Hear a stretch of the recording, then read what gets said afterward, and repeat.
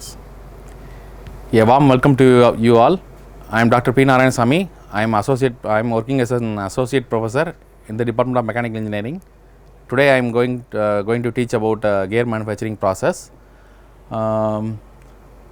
Everybody know about gears. There are so many type of gears that are used in gear transmission, mechanical power transmission process. Especially we can use spur gear and bevel gear for power transmission purpose. For taking we will take example of spur gear. That spur gear is manufacturing by so many methods. First method is based on machining, and majorly that gears are manufactured with casting alone, and some of the special cases some forming option is there. For example, extrusion process, powder metallurgy, and some are other extrusion process. These are the topics today we need. I am focusing in my lecture, right? In the machining process, particularly gears are machined with milling machine, and it is specially designed machine. One is hobbing. Hobbing is suitable for mass production, and gear broaching and gear shaping is a common process that are used for in special cases.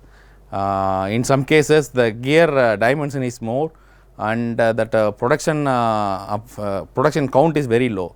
Then we are able to make the gear by using broaching or shaping.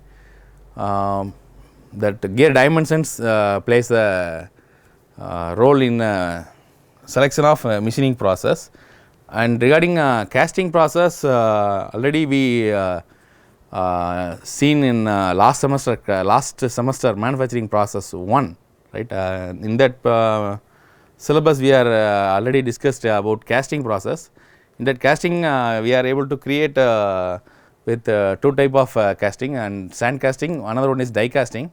That die casting is again classified into hot chamber die casting and cold chamber die casting, gravity die casting, and pressure die casting. There are so many types are there. In our manufacturing technology 2, we focusing on machining alone, right? Next, the formation of gear tooth is obtained. First, we need to know the basic gear terminology. Already you may study in kinematics of machinery. That gear teeth are obtained with due to the relative movement between the gear blank. That is, gear blank is the raw material, the initial form of material. That gear material and cutter, the relative movement between the or gear blank and cutter, that movement give the gear teeth cutting. And for that we need to give the definite shape, whether it is spur gear or helical gear. We need to give, if it is helical gear, we need to give the helix angle, right? If it is a bevel gear, we need to make a contact angle of 45 degree or either 60 degree. Regarding that, we need to clarify. First, we need to clarify the types of gear and angle we need to maintain, and proper work holding and tool holding is needed. Especially for work holding, we need a specific indexing mechanism. That indexing mechanism, without any indexing mechanism, we are not able to create the gear teeth in a uniform interval, right? We need to maintain the gear teeth count also. If we need 30 gear teeth, we need to index that gear blank for 30 times in a regular manner. In a each tilt that teeth, we need to maintain the constant gear width and gear tooth thickness. Everything we need to maintain. For that, indexing mechanism is very useful, right? And one more thing, we need to follow the gear finishing process based on the our requirement, right. One by one we will see.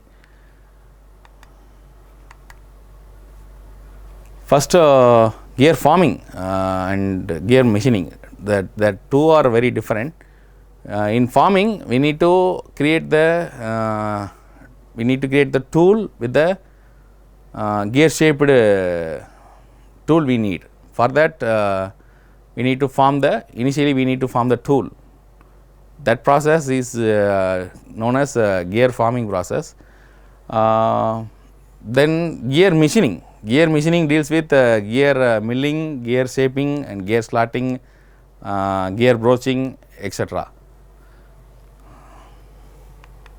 Right. First, we will see about gear milling. In the horizontal milling machine, we are able to create the gear. What type of gear we may create in a milling machine? First, spur gear, helical gear, bevel gear, all type of gear is possible. Anyhow, we need to maintain the gear train mechanism. We need to give the input to transverse and cross ride direction in the machine. If we take spur gear, initially that gear blank, that this is the raw material gear blank. That gear blank is located in one mandrel. That mandrel is supported with two centers. That two centers are held with dog clutch. This one is known as dog clutch. That dog clutch is used for holding the mandrel with the center, right. And this portion is called as indexing mechanism. In that only we are able to create the we are able to give the uniform distance.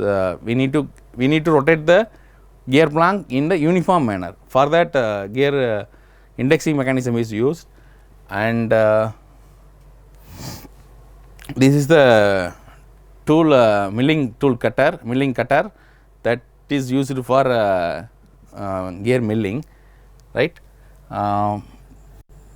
This is a tool holding device. That tool holding name is arbor. In that arbor, we are able to locate the cutter. That cutter is rotated in a horizontal spindle, right. That workpiece is fixed with stationary in a linear manner. We are able to create the feed by using this indexing mechanism alone, right.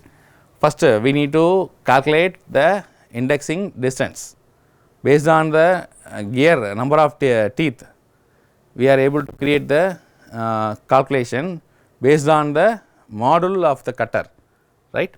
If we once the calculation is over, we are able to know how for each teeth machining, each teeth milling, how many turns we need to rotate the hand that hand strip in the indexing plate, right.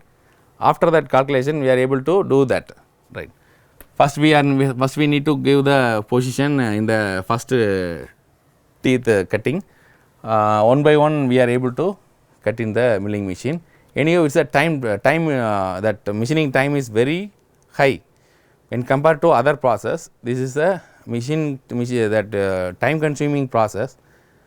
If we need one or two gears in a not a frequent manner, in a particular machining shop, that order will not come in the regular manner. Anyhow, the gear size also very low, then we will choose milling machine, right. Next, this is a economical process for a small batch size.